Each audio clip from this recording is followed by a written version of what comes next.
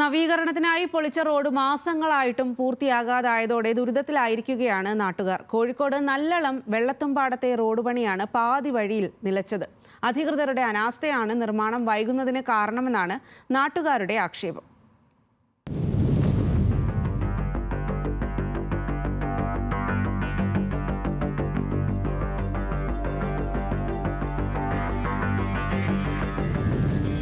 ഇവിടുത്തെ അവസ്ഥകൾ കണ്ടില്ലേ. അടുത്ത ആഴ്ച എൻ്റെ മകളെ കല്യാണമാണ്. എന്തോ ഒരു ബുദ്ധിമുട്ടാണെന്നറിയാം. എത്ര ആൾ വരേണ്ടതാണ്. ആ വഴിയാണ് ഇങ്ങനെ കിടക്കുന്നത്. എത്രയും പെട്ടെന്ന് ഇത് ആരാണോ ഇത് ചെയ്തു കൂട്ടിയത് അവരെത്രയും പെട്ടെന്ന് തീർത്ത് തന്നാൽ അത്രയും വലിയ ഉപകാരമാണ്. ഒരുപാട് ആളുകൾ പ്രയാസപ്പെടാണ്. നല്ലളം പാടത്തെ ബസ് സ്റ്റോപ്പിന് സമീപത്തെ റോഡാണിത്. പേര് നല്ലളമെങ്കിലും റോഡ് പക്ഷേ അത്ര നല്ലതല്ല. 9 മാസം മുൻപാണ് റോഡിന്റെ പുനർനിർമ്മാണം ആരംഭിച്ചത്. നിർമ്മാണം പകുതിയായതോടെ പ്രദേശവാസികളെ ദുരിതത്തിലാക്കി റോഡ് പണി നിലച്ചു. നമുക്കിതൊരു 18 വർഷത്തിന് ശേഷം കിട്ടിയൊരു റോഡാണ്. അപ്പോൾ ഈ റോഡിനാണ് ഇപ്പോൾ ഇവർ ഇങ്ങനെ ചെയ്തുകൊണ്ടിരിക്കുന്നത്. കാരണം ഇതുപോലുള്ള ബൈ റോഡുകൾ, ഒരുപാട് ചെറിയ ചെറിയ റോഡുകൾ ഇതിനേക്കാളും വളരെ ഉത്സാഹത്തിൽ ഒരു പണി തീർത്തു വെച്ചിട്ടുണ്ട്. പക്ഷെ അതിൻ്റെ ഒരു കാൽഭാഗം പോലും ഇവർ ഇങ്ങോട്ട് ചെയ്തതായിട്ട് കാണുന്നില്ല. കാരണം അതിൻ്റെ ഏറ്റവും വലിയ തെളിവാണ് ഈ 8-8 മാസത്തോളം ഇങ്ങനെ നീണ്ടുപോയിട്ടുള്ളത്.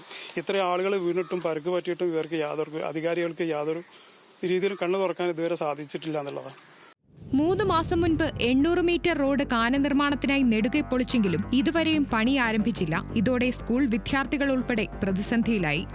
ഈ ഹോസ്പിറ്റലിലെ കേസ് കെട്ട് ആണ് ഏറ്റവും വലിയ ബുദ്ധിമുട്ടുള്ളത്.